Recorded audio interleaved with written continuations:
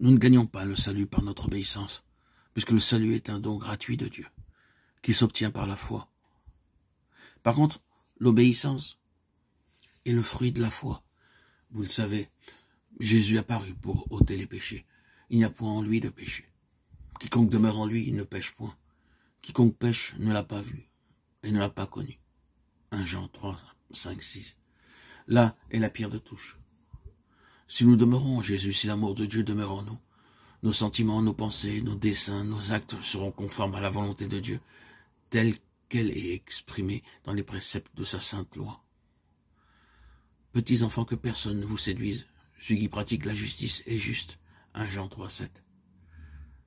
La justice est définie par la sainte loi de Dieu, énoncée dans les 10 préceptes donnés sur le mont Sinaï.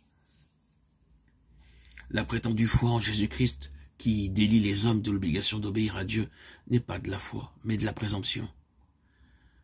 C'est par la grâce que vous êtes sauvés, par le moyen de la foi. Mais la foi, si elle n'a pas les œuvres, elle est morte en elle-même. Éphésiens 2, 8, Jacques 2, 17.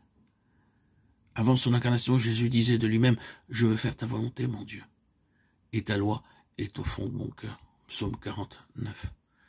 Et au moment de remonter au ciel, il faisait cette déclaration, « J'ai gardé les commandements de mon Père et que je demeure dans son amour. » Jean 15, 10.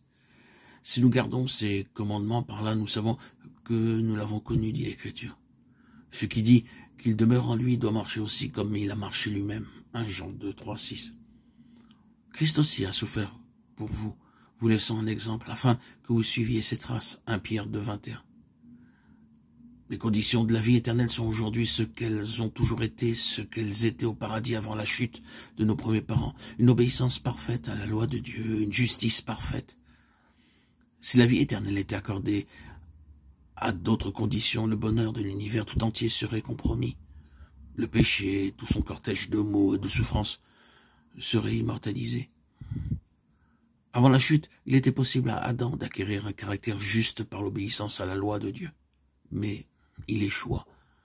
Et à cause de son péché, notre nature est déchue, et nous sommes incapables de nous rendre justes par nous-mêmes.